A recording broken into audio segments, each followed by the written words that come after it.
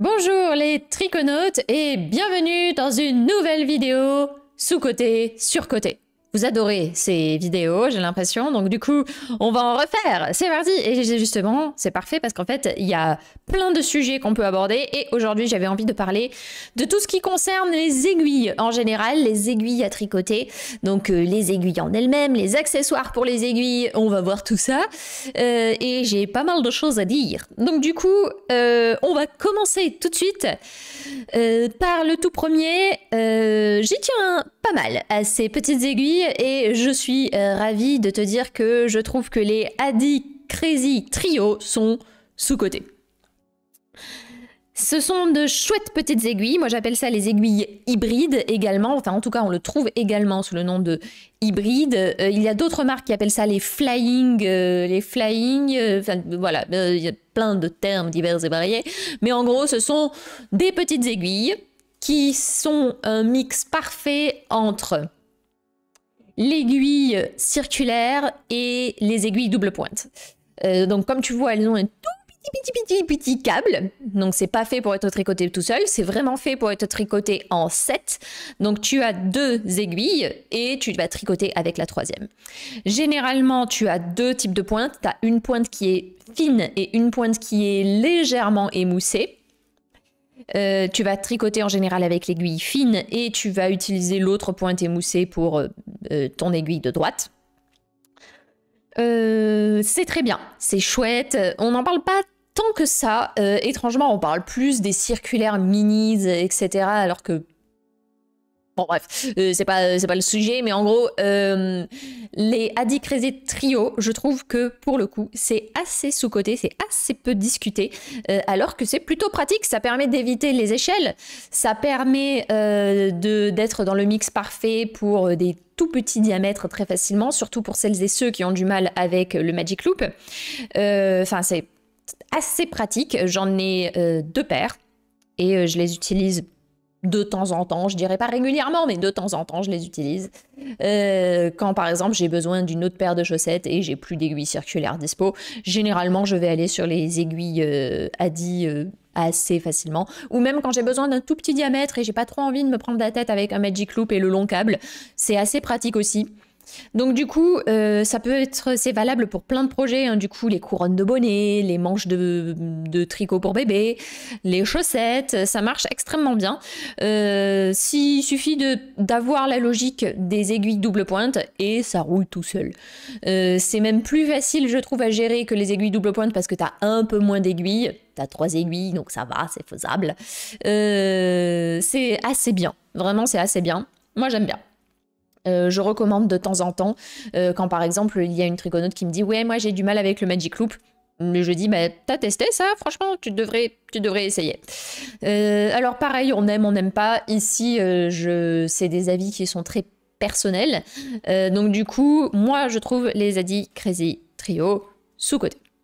En plus, la jonction est cool, ça glisse bien, c'est bien. C'est bien, il n'y a pas de soucis sur ces aiguilles particulièrement.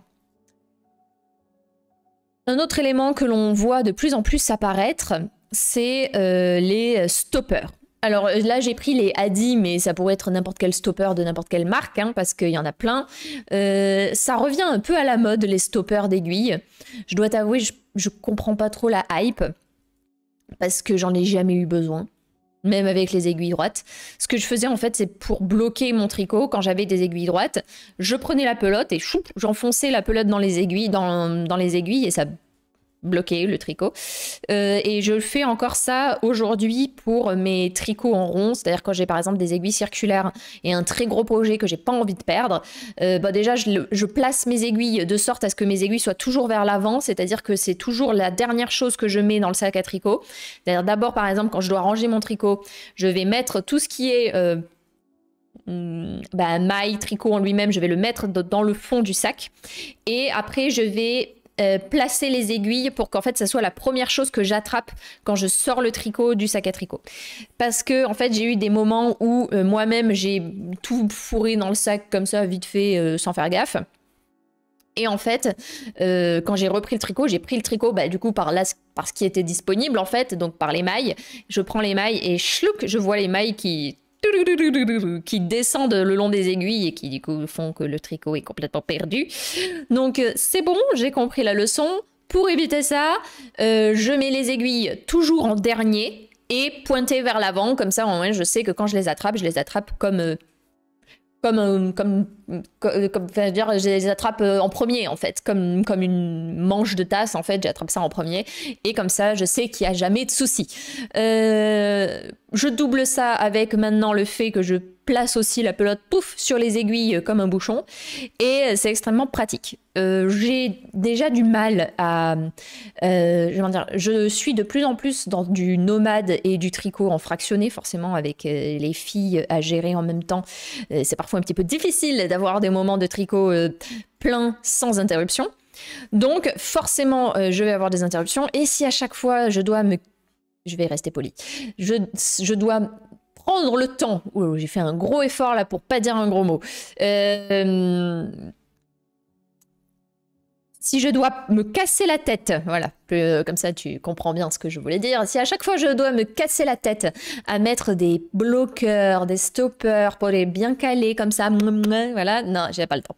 Donc du coup, là, par exemple, il y a un bébé qui pleure, faut s'arrêter, bam, tout dans le tricot, enfin tout dans le sac à tricot, pointe vers l'avant, la pelote pour boucher, et chut, ça part, et hop, on va aider le bébé qui en a besoin. Donc du coup,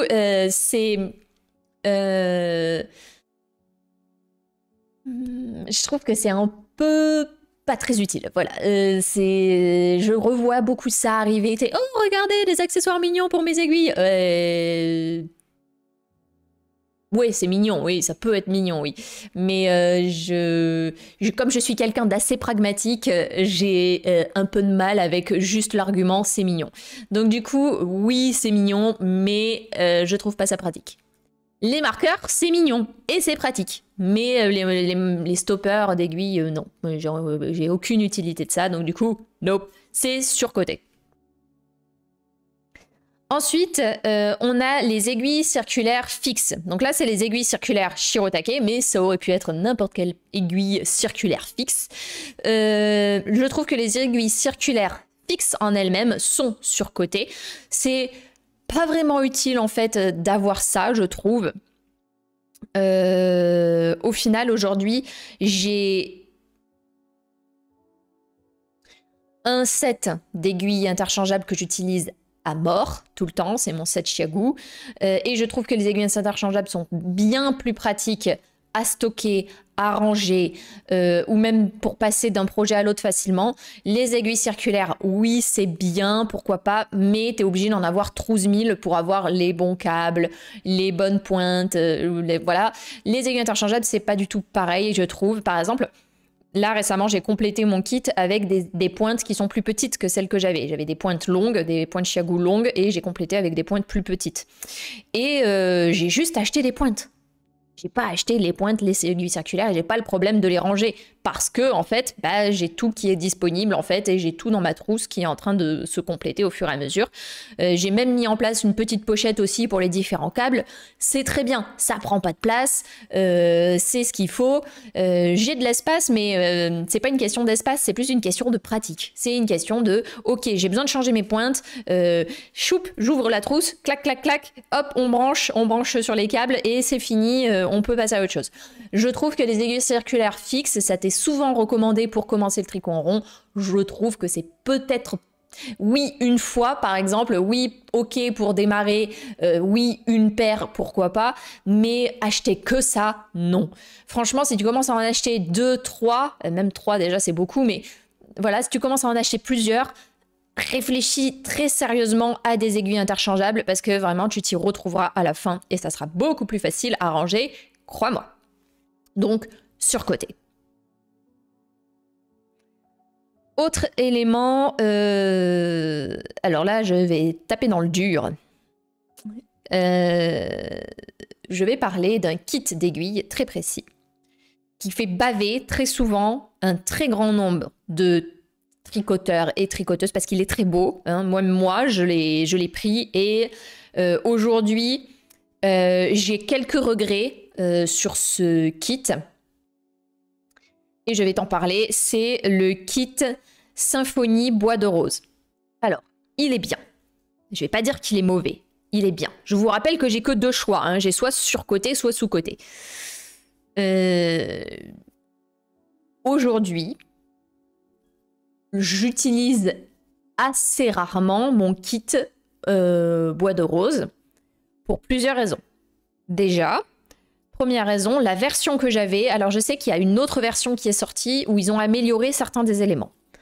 Mais la version que j'avais, les chiffres des aiguilles étaient imprimés directement dessus, ce qui fait qu'en fait, à force d'être utilisé, le chiffre s'est effacé. C'est assez relou. Il y a des aiguilles, par exemple, je sais que c'est des 4, mais le chiffre s'est effacé. C'est celle que j'ai utilisée le plus, et d'ailleurs, le chiffre s'est effacé très rapidement. Donc du coup, voilà, mes 4, par exemple, il n'y a plus de chiffre dessus. Aujourd'hui, il me semble qu'ils ont sorti une nouvelle version où les chiffres sont gravés directement. Gravés. Donc du coup, là, ça peut pas s'effacer. Bonne idée. Ça, c'était une bonne idée. C'était quelque chose à faire dès le départ. Je crois qu'ils l'ont même gravé sur la partie en métal doré, là, des aiguilles interchangeables. Ensuite, autre problème des symphonies roses, c'est que la pointe est légèrement émoussée. Je dis pas que c'est une mauvaise chose. Ça peut être bien dans le cas de certaines laines, ça peut être bien dans le cas de certains tricots. Je pense notamment à des laines qui sont très glissantes. Par exemple, là récemment, j'ai tricoté de l'alpaga, ça a tendance à être assez glissant. Et c'était assez pratique d'utiliser des aiguilles en bois. Donc moi, j'ai utilisé des symphonies droites pour ça, mais parce que j'avais que ça de disponible, je crois, sous la main, ou en tout cas, je crois que c'était le truc le plus proche de moi. Donc j'ai pris ça, et les aiguilles Symphonie bois de rose, je les ai utilisées aussi pour ces échantillons, mais il faut vraiment que la laine glisse beaucoup. Et en fait, ça va devenir du coup un coup de pouce pour le reste. Il faut aussi que ça ne soit pas trop compliqué, qu'il n'y ait pas de manipulation de maille trop compliquée. J'explique. Du fait que la pointe est émoussée, ou en tout cas plus émoussée que sur d'autres aiguilles comme les chiagous, comme les Iaya, qui en plus sont en métal toutes les deux, la pointe étant plus émoussée, c'est plus difficile de faire des manipulations de mailles complexes. Donc tout ce qui sera diminution à 3 mailles, tout ce qui sera travail de dentelle, tout ce qui sera ce genre de choses qui demandent en fait des aiguilles pointues, ça va être beaucoup plus compliqué à réaliser avec des aiguilles émoussées en bois. Donc c'est pour ça en fait qu'il y a plusieurs matériaux d'aiguilles, c'est qu'il y a du bois, il y a du métal, il y a de l'aluminium, il y en a plein. Mais en général, on va dire les 2 grandes matières d'aiguilles, c'est le métal, le bois. Et vraiment, c'est bien, mais que pour certains modèles de tricot faciles. Là, par exemple, c'était des échantillons en jersey. Il n'y avait aucune difficulté particulière. C'était que du jersey tout droit. C'était des échantillons en jersey. Donc du coup, c'est pas de difficulté particulière. Mais si il y avait eu une difficulté, par exemple, si le fil était plus fin que d'habitude, si le fil allait être travaillé avec plus de manipulation, type augmentation un peu complexe, type diminution un peu complexe, là, ça devient plus compliqué de travailler avec ce type d'aiguille-là. Donc, c'est bien, c'est un bon kit. Je dis pas que c'est mauvais, mais je trouve qu'il est légèrement surcoté parce qu'en fait, il a ce côté forcément un peu prestige avec cette boîte qui est super attrayante, qui est super jolie. Hein, je l'ai, elle est très très belle. Hein, vraiment, c'est la plus belle boîte. C'est la plus belle boîte. Mais en fait,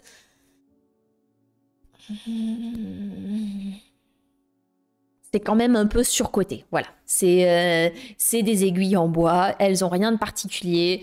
Le câble, il n'y a rien de particulier non plus. Le kit en soi est joli, la boîte, le boxing est joli dans le sens où vous avez des stoppers, vous avez des câbles, vous avez plein de choses.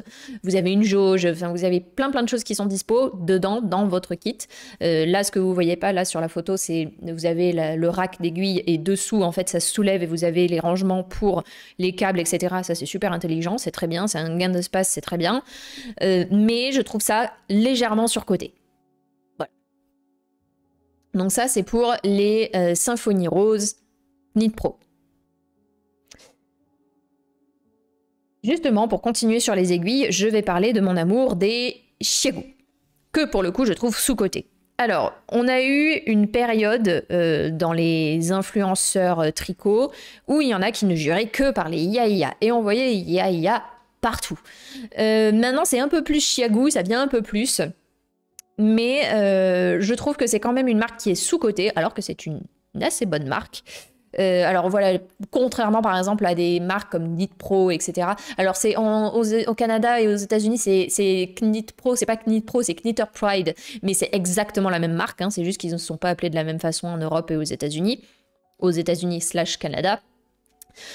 Et Chiago, bah, c'est très bien Chiago. Moi j'adore les Chiago, je les ai toujours avec moi. Pour le coup, c'est des aiguilles que j'utilise tout le temps.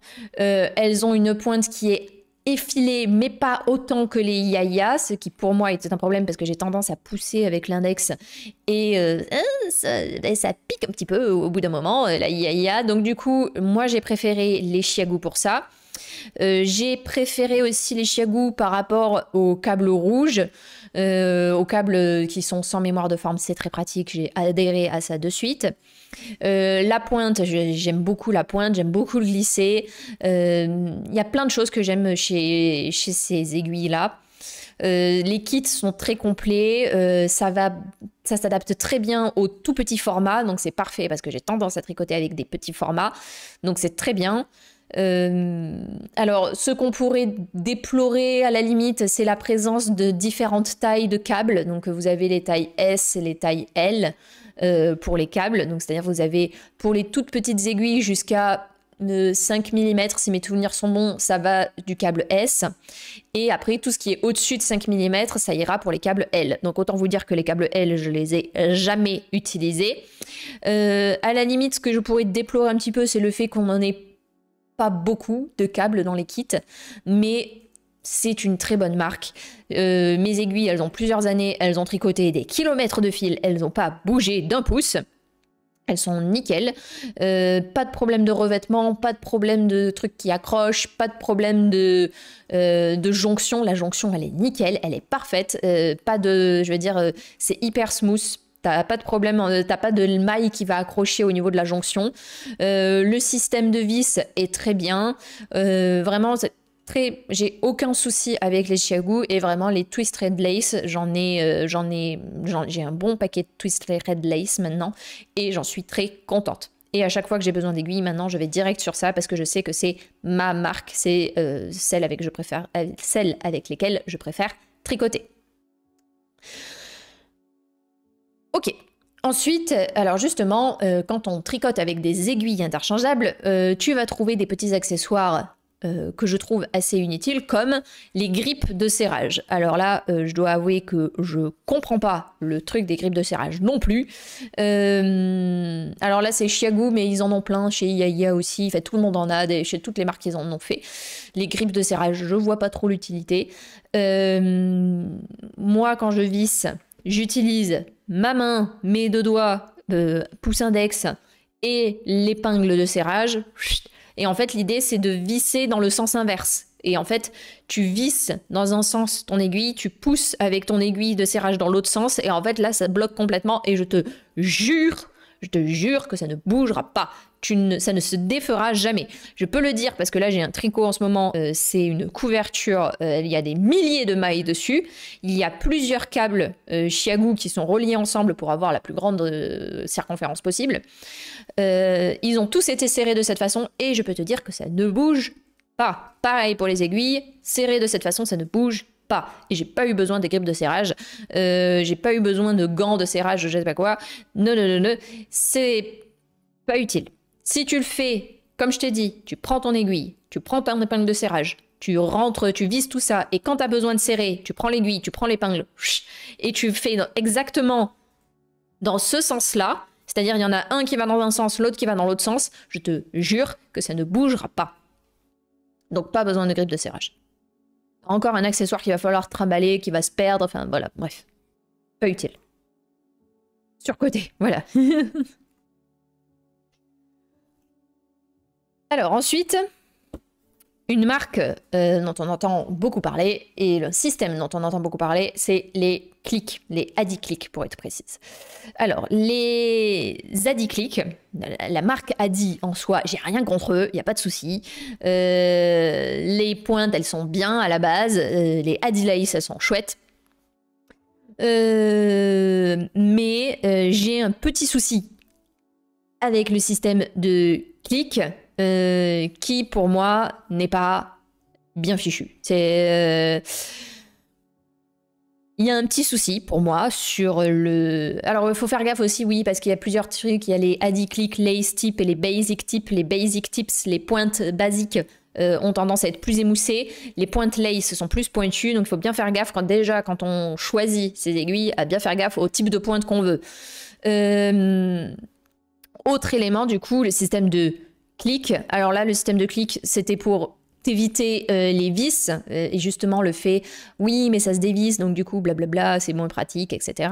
Sur la base, je trouve l'idée bonne, mais mon problème, c'est que je trouve que le système de clic, bah, il a tendance en fait à accrocher les mailles.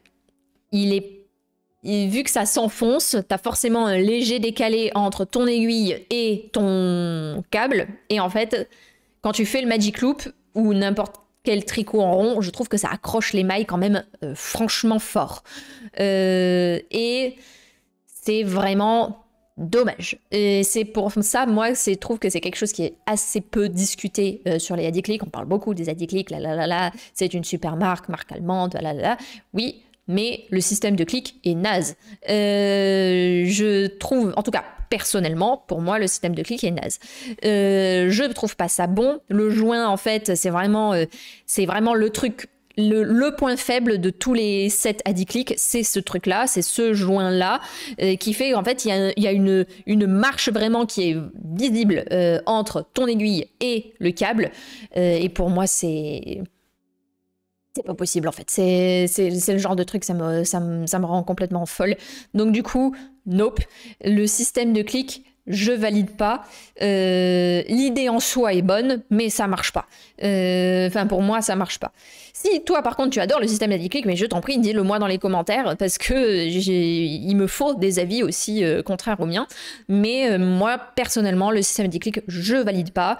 L'idée en soi était bonne, mais ça ne marche pas. Il y a cet effet de marche là, de step entre de joints qui est pas totalement fluide comme on peut l'avoir sur les Xiaogu, comme on peut l'avoir sur les Yaya, où vraiment il n'y a pas de démarcation ou très peu.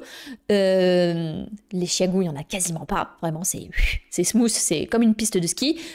Les Adiclick, c'est pas le cas. T'as quelque chose qui est ultra visible, une démarcation qui est très visible entre l'aiguille et le câble, et pour moi, c'est pas acceptable. Donc du coup, Adiclick, surcoté.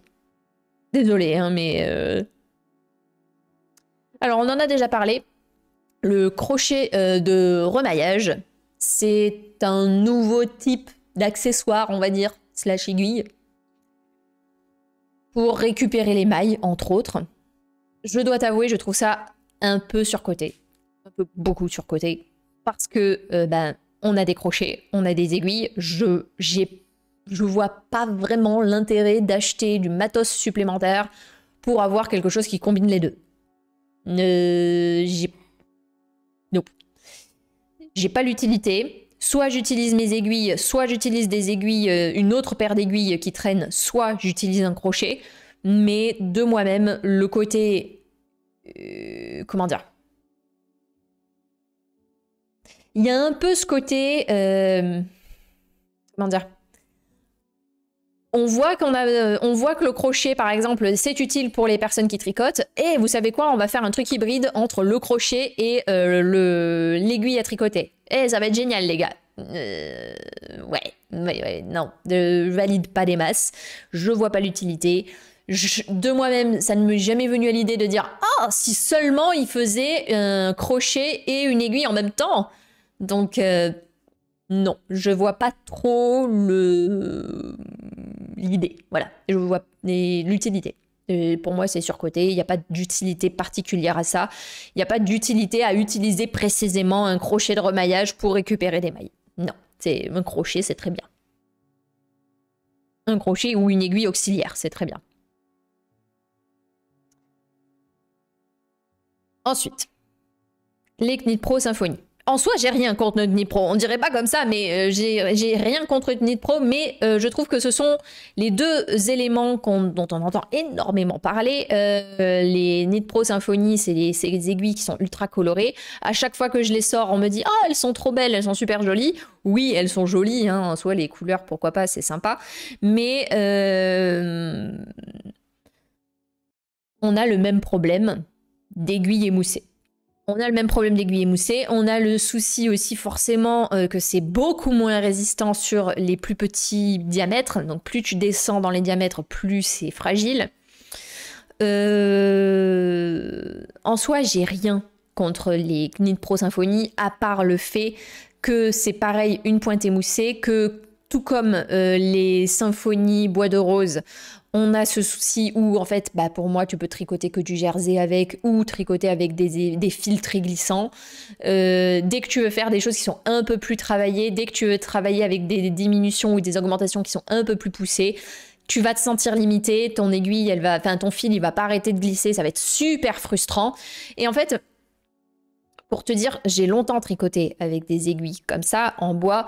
Et en fait, je me disais, mais là, c'est dingue, j'arrive pas à faire cette manipulation de maille. Ça doit être ma faute.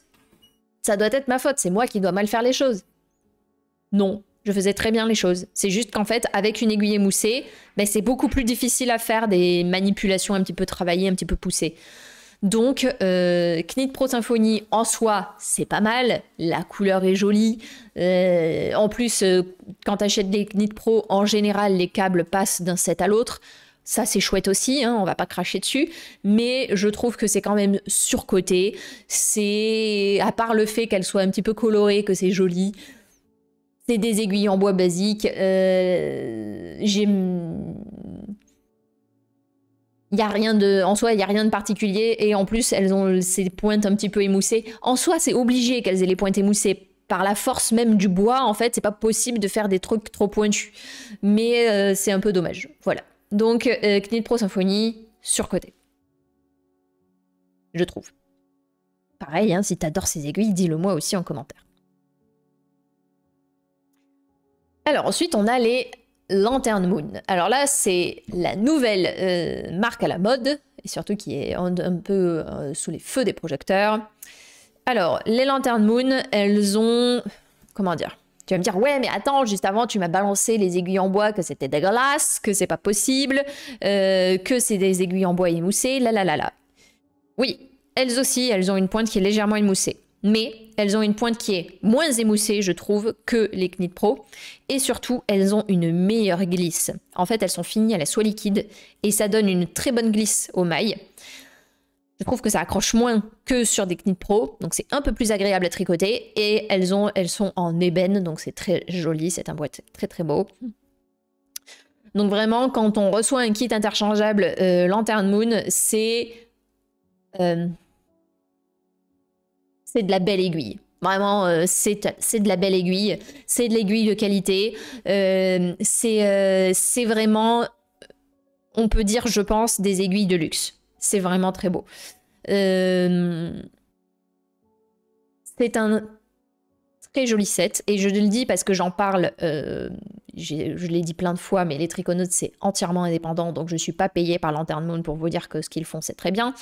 Je ne suis pas payée par Knit Pro. Je ne suis pas payée par aucune marque pour dire qu'est-ce que je pense. Je vous dis ce que je pense. Et je trouve les kits Lantern Moon déjà de 1 très beaux, bien rangés, avec des éléments qui sont assez complets et ces aiguilles en bois du coup qui sont très bien finies. Et ça, c'est agréable, c'est chouette. Donc les Lantern Moon, c'est sous-coté. On entend forcément très peu parler parce que ce sont des aiguilles de luxe qui sont beaucoup moins accessibles que des Knit Pro, mais si vous pouvez vous faire un cadeau par quelqu'un que vous aimez les aiguilles en bois, allez vers des Lantern Moon, c'est super joli, ça glisse bien, ça glisse mieux je trouve que des Knit Pro, donc vraiment c'est très très très sympa. Donc ça c'était pour Lantern Moon sous-côté. Ensuite, les fameuses. Alors pareil, c'est Knit Pro, désolé. En fait, C'est plus facile d'aller contre Knitpro parce qu'en fait, ils ont tellement de gammes différentes que forcément, il y a plein de choses à dire sur cette marque. Les Carbons, c'est vendu comme un kit premium.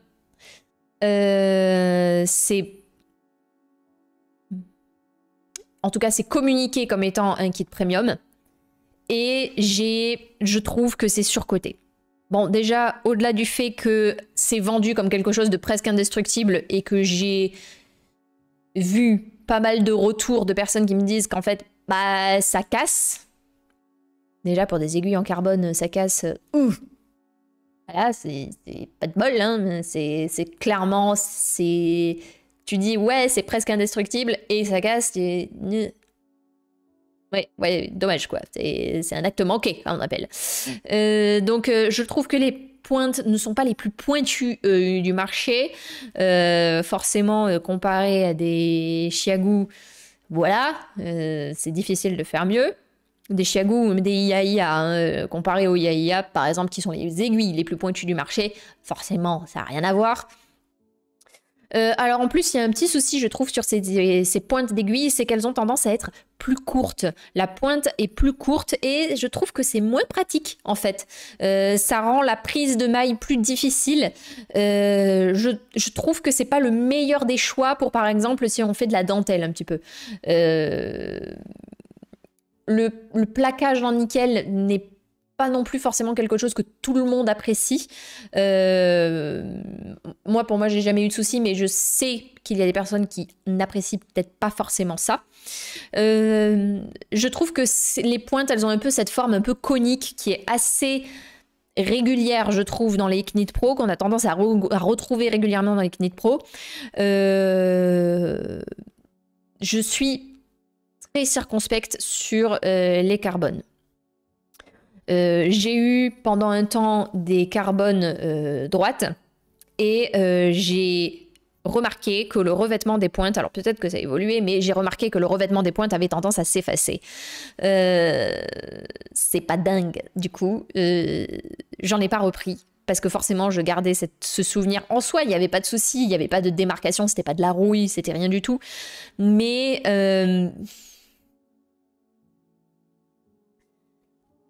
j'ai trouvé ça dommage. Voilà, c'est quand on met un peu de prix dans des aiguilles et on s'attend à avoir une certaine qualité, le fait que le revêtement s'enlève au bout d'un certain temps, c'était plusieurs années, mais bon, quand même, ben voilà quoi. Mais mes Chiagu, elles ont quand même plusieurs années maintenant et le revêtement n'a pas bougé pour le coup. Alors ensuite, on a un petit... je sais pas trop si on va dire souci, mais c'est...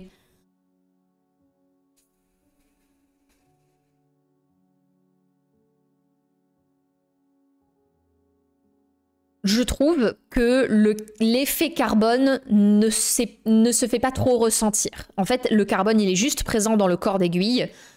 Et c'est chouette, hein, mais je trouve qu'on perd un peu l'intérêt du carbone en ne le retrouvant que dans le corps de l'aiguille. C'est un peu dommage. C'est quelque chose d'un peu triste. Il y a aussi parfois, j'ai remarqué, sur certaines aiguilles, ça ne le fait pas sur toutes, j'ai remarqué que ça me l'avait fait surtout sur les aiguilles double pointe. J'ai remarqué qu'il y avait parfois des légères différences entre la pointe et le corps. C'est-à-dire qu'il y avait comme un petit trou léger, un petit espace tout petit, mais qui faisait que par exemple sur les fils les plus fins, ça s'accroche et c'est super relou. Quand ça s'accroche tout le temps, vraiment c'est hyper énervant. Donc c'est pas dingue. Voilà. En fait, au final, c'est pas mal, mais bon déjà, c'est pas indestructible. Ça s'use. Si je devais faire un petit topo résumé final, ça s'use, c'est pas indestructible. Je trouve que même si tu as les avantages du carbone dans le corps de l'aiguille, donc le fait que la prise soit un peu plus chaleureuse, que ça soit plus léger, etc., je trouve qu'elles ne sont pas si durables que ça, alors qu'en carbone, on s'attend justement à ce que ce soit des aiguilles durables. Je trouve que c'est pas vraiment le cas du coup. Je trouve que ça n'améliore pas foncièrement la vitesse en tricot, alors que c'est aussi quelque chose qui est poussé. Je dis pas que c'est un mauvais set, je dis c'est dommage parce que je trouve qu'il y a des trous dans la raquette sur comment ça a été communiqué, qu'il y a des petits soucis, je sais pas, voilà. Je trouve qu'il y a des choses qui n'ont pas été bien clarifiées et je trouve que c'est un peu dommage. Voilà. Donc ça, c'est mon avis sur les Knit-Pro Carbons.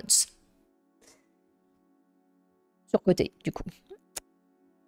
Autre élément, les jauges à aiguilles. Donc j'ai mis Adi, mais ça fonctionne pour toutes les jauges. Ça, j'adore utiliser ça et c'est clairement un outil qui est sous-coté. Au-delà du fait que c'est très utile pour retrouver les tailles d'aiguilles quand les numéros s'effacent, suivez mon regard. C'est très pratique également pour déterminer quel fil utiliser. Par exemple, quand on ne sait pas quelle taille d'aiguille utiliser avec le fil, on plie le fil en deux et on le fait passer sur les petits trous comme ça. Et quand les deux fils recouvrent à peine le trou en question, c'est la taille d'aiguille à utiliser. Ça, c'est un truc super pratique.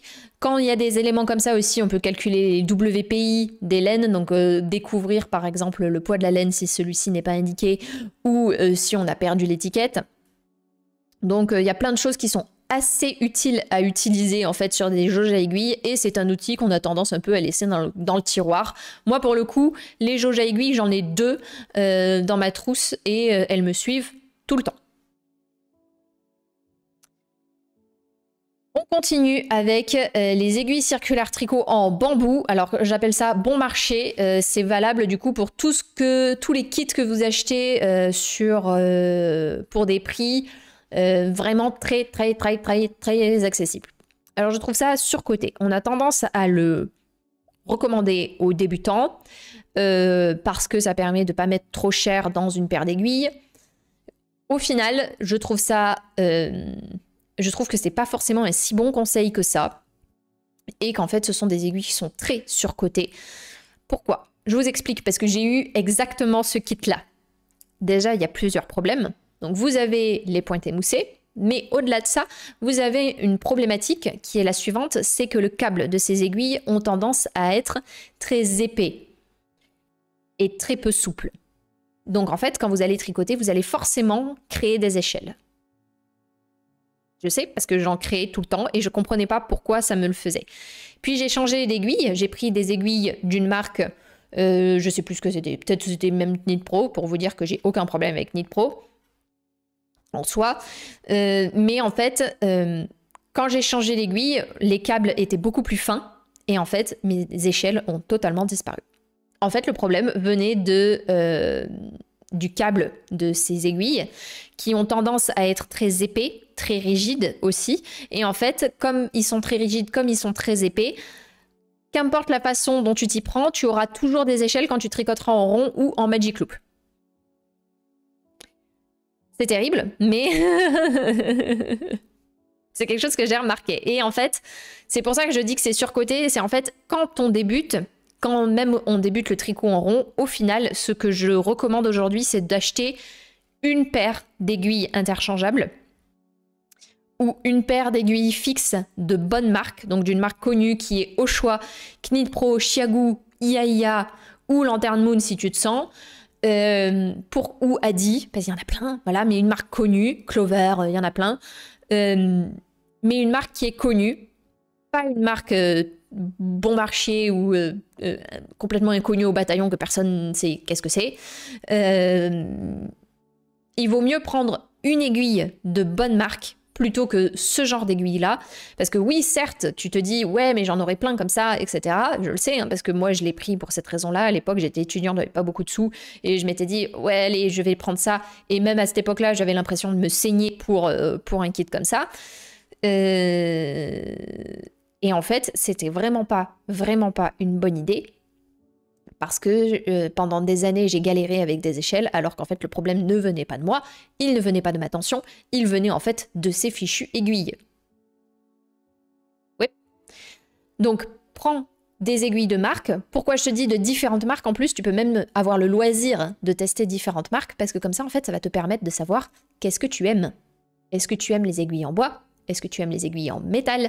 Est-ce que tu aimes les pointes qui piquent? Enfin, les pointes pointues, ou est-ce que tu aimes les pointes un peu moins pointues comme Chiagou? Est-ce que tu aimes plus la prise en main des pointes de chez Chiagou? Est-ce que tu aimes plus la prise en main des pointes de chez Iaia?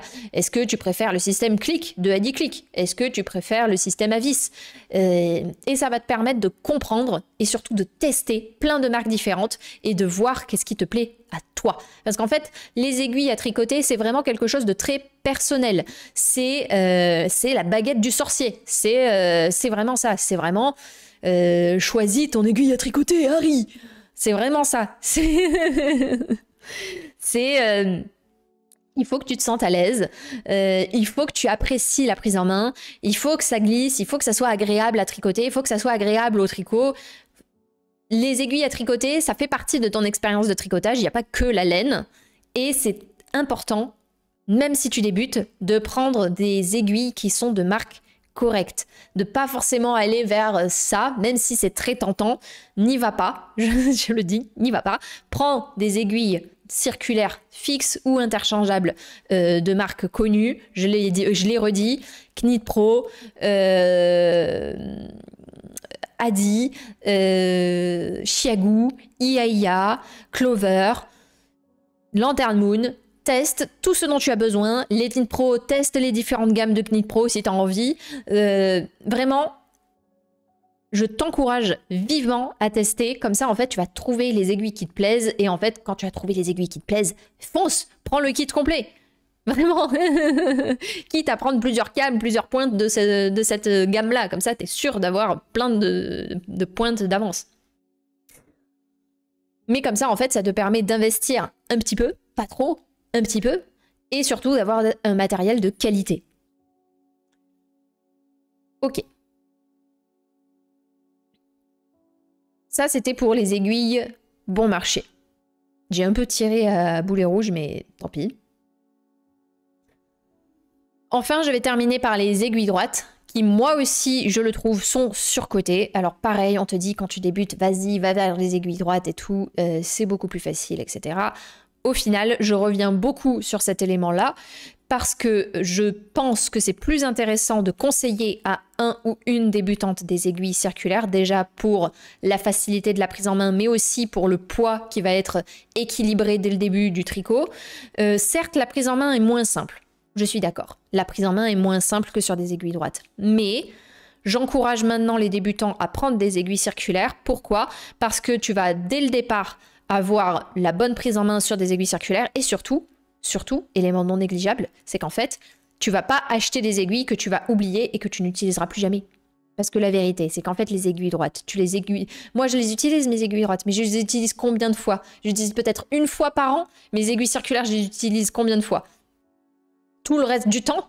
Donc, ça fait 364 jours par an. Donc,